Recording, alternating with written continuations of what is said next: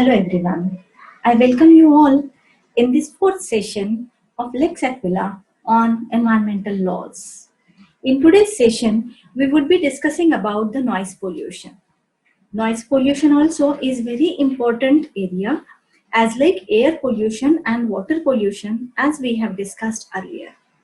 For controlling, prohibiting noise pollution, certain rules have been framed by the government, and it is very necessary that the people in general must know, must be aware of these rules. And hence, in this today's session, we would be talking about those rules. But prior to those rules, we also would be discussing little bit about the term noise, how it differs from the term sound, and the origin of the term, and the reasons behind the noise pollution and the consequences that people suffer from or the environment suffers from, and how the legal controlling mechanism has been established in India. That is the core content of today's discussion. Let us proceed ahead. Basically, noise is the term that has been coined, or rather that has got its origin in the Latin terminology nausea. Okay, that is nothing but unwanted sound, a potential hazard to health, and communication dumped in the environment without regard to the adverse effect it may have on the unwilling ears. So the point here we need to understand is unwilling ears. That makes a distinction between voice or the sound and the noise. If we want to understand the distinction between the sound and noise, it is desirability. The voice which is louder than the reasonable person's ability and willingness to hear, it is desirability. Okay, that makes a distinction between. If that particular loudness continues for a long duration, it becomes noise. Okay, and thus sound is essential for communication. Sound will be rather unavoidable, but we can have the control over the noise. Now, for calculating the noise, decibel is a measurement that has been invented by Mr. Graham Bell. Okay, with this decibel, basically we need to understand how far this decibel is calculated or how far this decibel is permitted. If it is just 30 decibels, then it would be just near whispering kind of thing. Maximum 60 decibels if somebody is speaking little louder. Okay, normal talk to louder talk. 90 decibel if the sound goes beyond 90 decibels. Of course, beyond 60 decibels also it is creating noise. But when it crosses the boundaries of 90 decibel, it exceeds the limits, then it may cause the hearing loss or hearing impediments. Further, irreparable loss may be or the harm may be occurring in the nervous system. 45 decibels is considered to be the safest zone or the safest noise level. Okay, for the cities, of course. If we look at the scenario in Mumbai or even other mega cities, maybe Kolkata, Madras. Now the slide that is appearing before us is pertaining to various mega cities or metropolitan cities, may it be Mumbai or Delhi or Kolkata, Chennai, Hyderabad, Bangalore. These all are mega cities, and here you will find the pinpoints where heavily densed areas are there, or industrial activities are continued, or certain institutions are there. Even in case of Kolkata, you would be able to see that even residential areas are densely populated areas, and we find noise level little high or rather very high as compared to other cities. Okay, so these 6 cities have been reported by the World Health Organization. This picture or this image has been taken from the World Health Organization, and the National Pollution Control Board, they have prepared this particular and is available with the World Health Organization. What is the essence? Essence is In case of mega cities or in case of huge population or densely populated areas, we find noise at increasing level. It is not only because of the industrial activities, but even vehicular pollution, and even for other, due to the other activities that are happening in the various regions. When we look at the sources, when we try to understand, it is natural source as well as man-made source also. So the human activities are, most of the times, they are responsible for the noise. Effects are generally understood as auditory impairments or auditory hurdles, but it is not only auditory, it has got non-auditory effects also. In case of auditory, it causes temporary as well as permanent hearing loss if the boundaries are crossed, as like we discussed in earlier slide. But it, as I have told you, that it is not always auditory impact or it would cause auditory loss, but non-auditory also. May it be cardiovascular system is getting disturbed, nervous system is getting disturbed, it affects the digestive activities, then it causes impediment in the effective communication, and it disturbs the sleep. If during night time the continuous noise goes on, it causes inconvenience due to the discomfort is being caused in sleeps, and ultimately it causes hormonal imbalances. It has its effects on the reproductive system. And when we talk about reproductive system, it is not only the human being which we have to take into account, it is all biota. It has been found by the scientists that the birds are not laying eggs due to the continuous sound that is getting generated, or the noise that is getting generated due to various industrial activities, due to the heavy equipments and machines.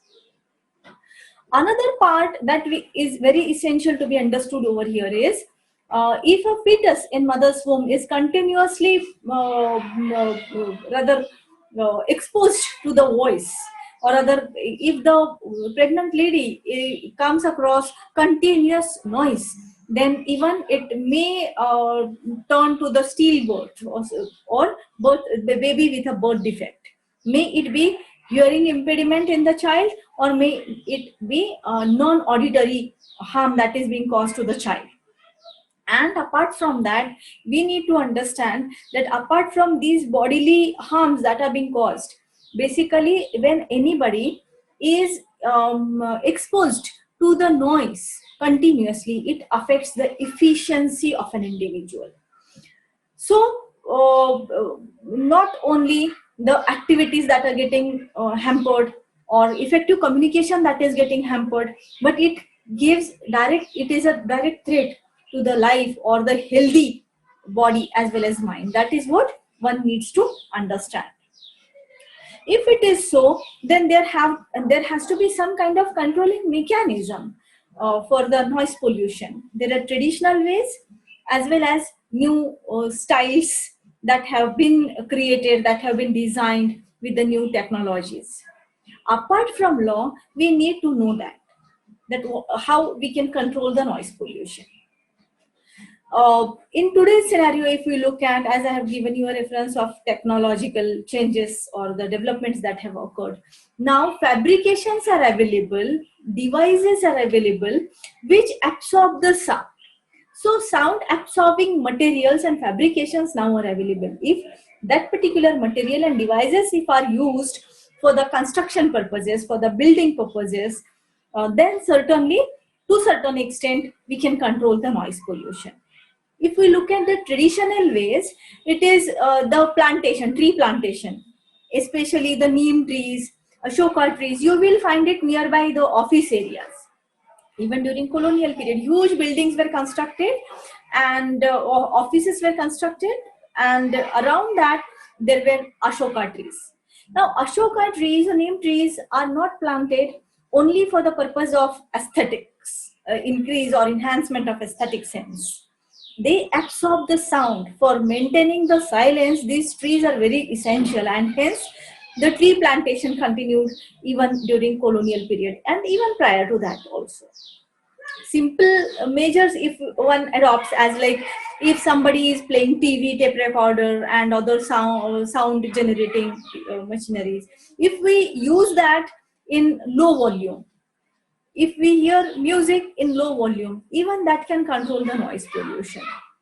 In the cities, in the town planning has played very vital role by creation of zones. Okay, categorization of area has been made as like industrial areas, residential areas, green zone.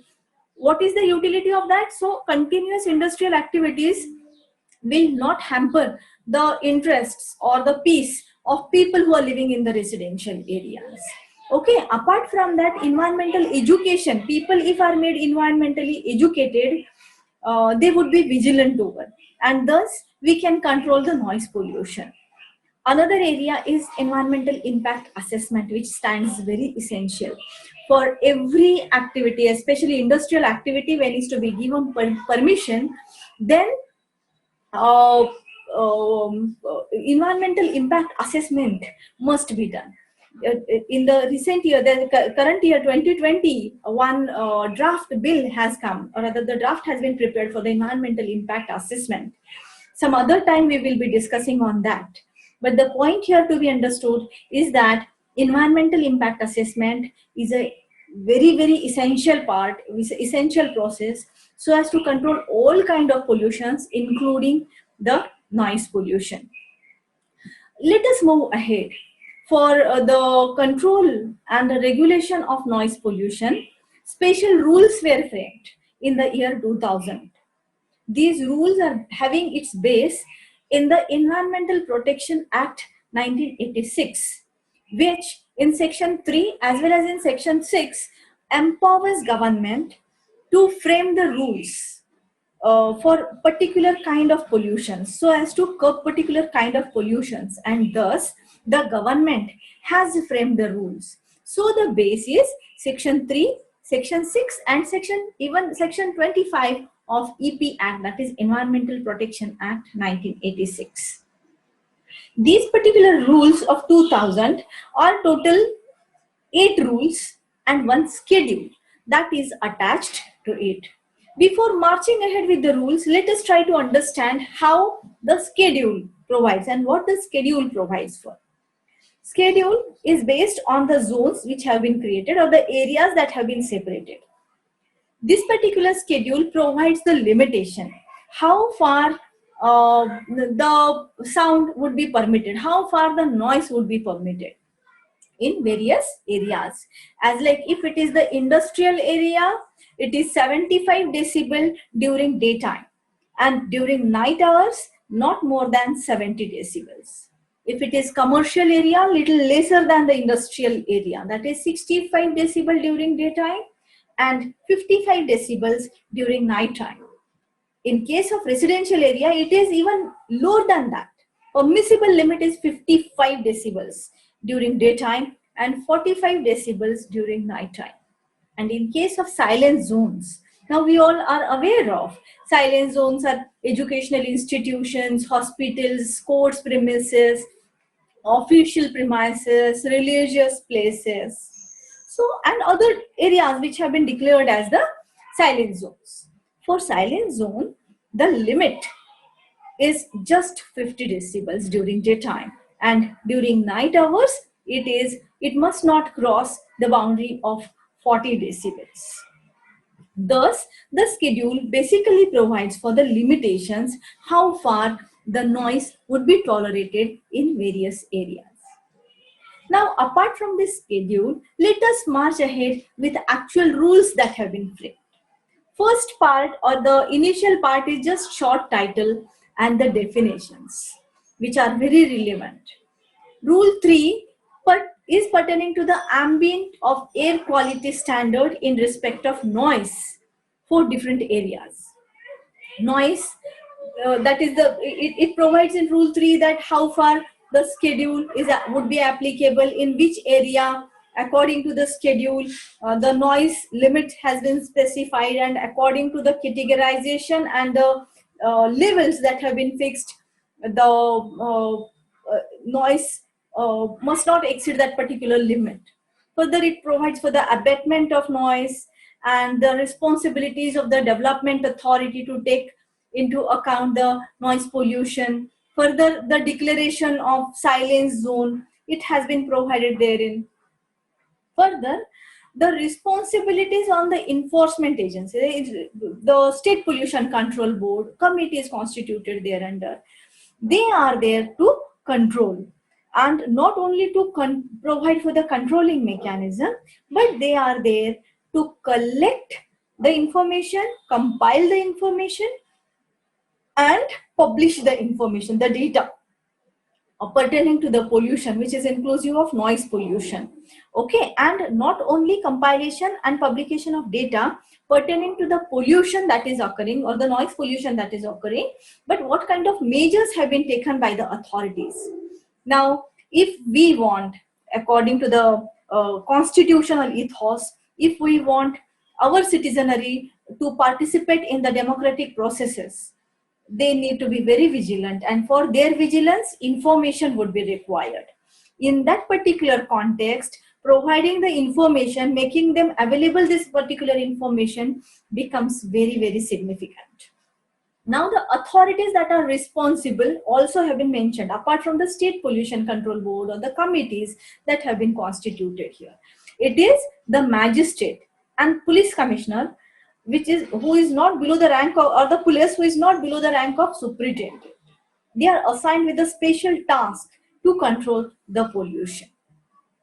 Now, thus, this particular rules provide the responsibility not only on the State Pollution Control Board and the committees that have been constituted, but it also expects that magistrates as well as the police authorities, they have to work for control of pollution control, no, even sound pollution control.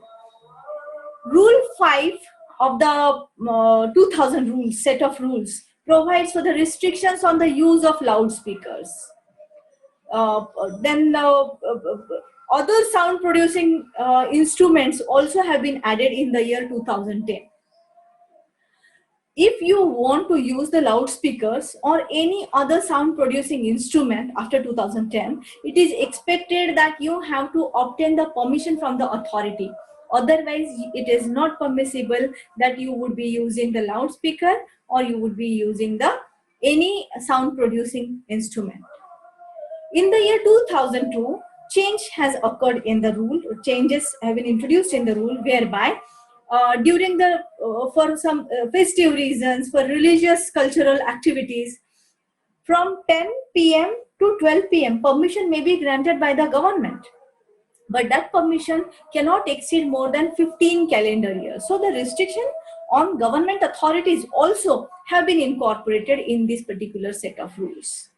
In the year 2006, changes were introduced whereby if suppose the noise is created in the boundary at a public place, it shall not exceed more than 10 decibel as is provided in the schedule.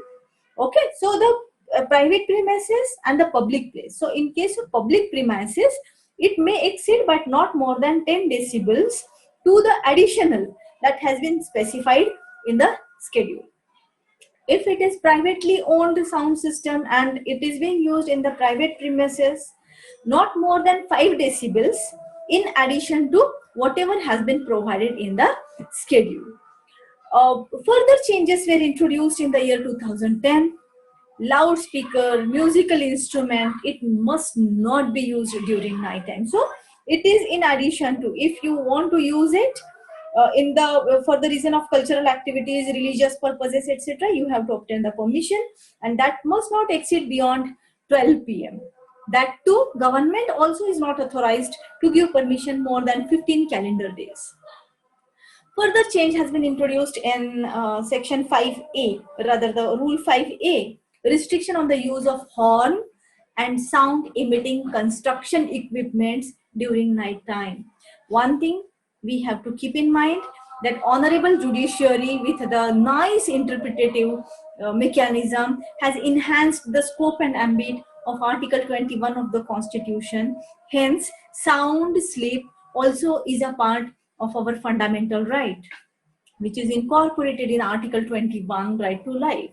And thus the change has been introduced in the year 2010 year, that you cannot use any kind of sound emitting construction equipments during night, so that in the residential area, so that it must not hamper somebody's or the people's sleep. They have got right to sleep. That is what we have to keep in mind. Further, if suppose somebody violates these rules, then what? For that, rule 6 provides that if suppose somebody uses loudspeaker, musical instruments, amplifiers or firecrackers, the punishments as are prescribed in Environmental Protection Act would get retracted. I must tell you, the punishment is imprisonment up to 5 years, and fine may extend to rupees 1 lakh. It's a huge amount for even common person. Okay, so we have to take care of, we have to be law abiding citizenry, not only to avoid the punishments, but to keep the environment pure and to maintain the level of sound which is permissible.